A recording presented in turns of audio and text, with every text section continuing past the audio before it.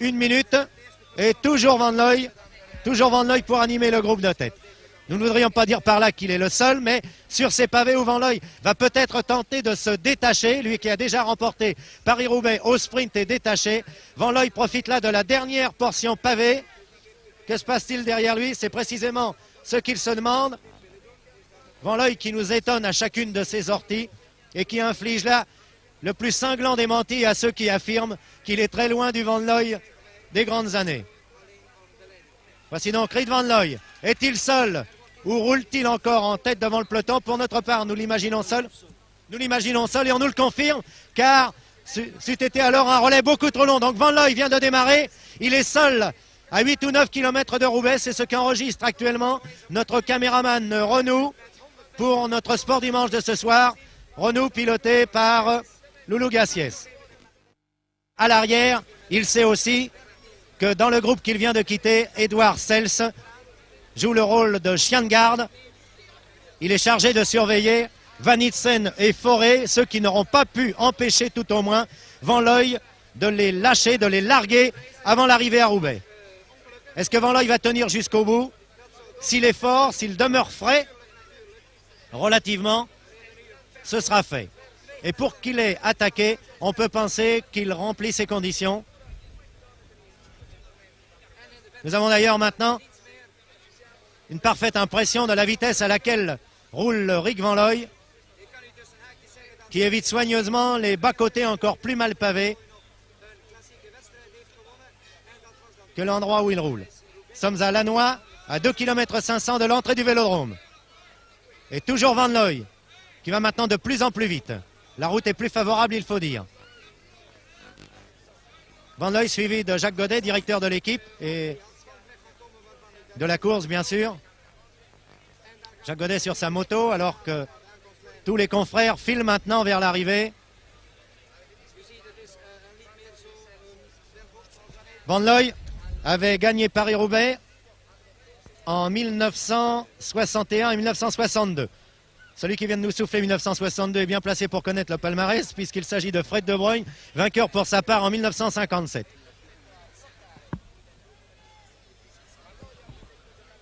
Et c'est justement depuis 1962 que Rik Van Looy recherche une victoire dans une grande classique.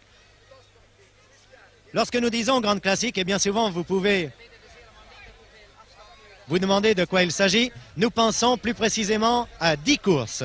10 courses qui sont les classiques fondamentales du cyclisme, à savoir Paris-Roubaix, Paris-Tours en ce qui concerne la France, la Flèche Wallonne, le week-end ardennais et le Tour des Flandres en ce qui concerne la Belgique, Milan-San Remo et le Tour de Lombardie en ce qui concerne l'Italie, et puis Paris-Bruxelles et Bordeaux-Paris. Encore que Bordeaux-Paris soit une course à sélection, donc pas ouverte à tous.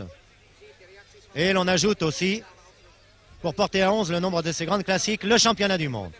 Or, jusqu'ici, Rik Van Looy est le seul qui puisse se targuer d'avoir remporté toutes les grandes classiques internationales et parfois même d'avoir bissé ou triplé son exploit. C'est le cas en tout cas pour Paris-Roubaix, pour Milan-San Remo et aussi pour Paris-Bruxelles.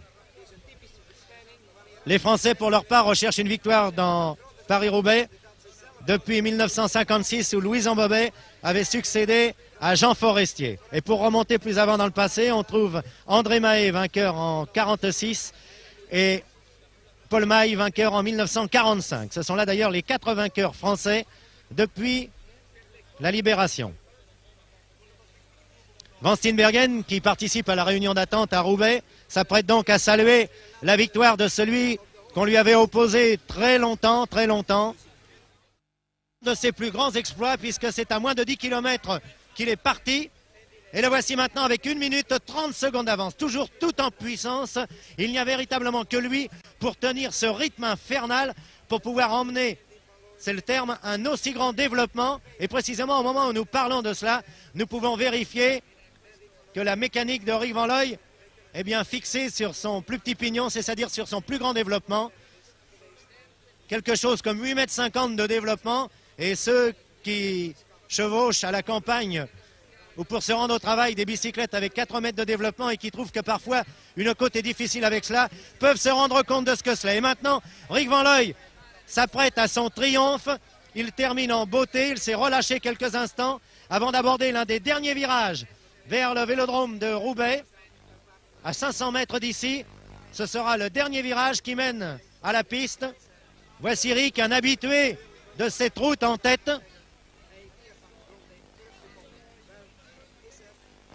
Rick Van Looy qui s'offre là une revanche étonnante, qui termine en roue libre. Il ne risque rien, il n'entend surtout ne rien risquer. Il y a quelques graviers là, encore que tout soit parfaitement dégagé, parfaitement organisé ici. Plus que 200 mètres avant l'entrée sur la piste et Van Looy est toujours tout seul. Il peut se permettre le luxe de se relever et il est salué par une ovation monstre de tous les Belges qui ont franchi la frontière et de tous les Français qui savent apprécier la qualité athlétique. Van Looy, triomphant, entre ici en tête au vélodrome de Roubaix. Voilà pour nous, et je ne vous le cache pas, une très très grande satisfaction, car nous défendions Rick Van Looy depuis plusieurs années auprès de certains qui affirmaient qu'il était diminué, que c'était un champion du bluff. Eh bien voici Rick Van Looy qui n'a plus que 500 mètres à couvrir et qui va remporter, et nous le pensons bien franchement, la plus grande victoire de sa carrière. Grande victoire dans tous les sens du terme. Victoire athlétique, victoire sur tous ceux qui ne croyaient plus en lui, pour ne pas en dire plus. Victoire en tout cas sur la majorité des grands champions des courses classiques. Et Van Looy termine en roue libre maintenant. Certes, il doit être très fatigué, il n'est pas épuisé, mais il vient de couvrir 10 km seul. Et pour lui, qui est un routier sprinter, se permettre, il pleure, Rick Van Looy pleure en franchissant la ligne. Lui qui est un routier sprinter qui pourrait se contenter de gagner au sprint, a préféré gagner seul. Voici maintenant pour la deuxième place qu'apparaît un groupe. C'est Sels qui va terminer seul, qui est dans ce peloton, nous ne l'avons pas aperçu. Edouard Sels, équipier de Rick Van Looy, qui complète ainsi le triomphe de l'équipe. Edouard Sels va terminer en deuxième position, alors que dans le sprint, nous apercevons Hermans devant Van Itsen, Van Schil, Huysmans, Simpson et Adorni pour la troisième place. C'est Hermans qui est en tête. Van Itsen en deuxième position. Van Schil qui lance le sprint dans la ligne opposée, mais Van Itsen est incontestablement le meilleur ici dans ce sprint pour la troisième place. Donc, premier, Van Looy. Deuxième, Edouard Sels qui passe la ligne maintenant, le champion de Belgique, jeune équipier de Rick Van Looy. Troisième, Van Itsen probablement. Oui, Van Itsen, c'est un sprint qui ne va pas très vite. C'est vous prouver que la course est difficile. Troisième, Van Itsen. Quatrième, Van Schil. Cinquième, Huysmans.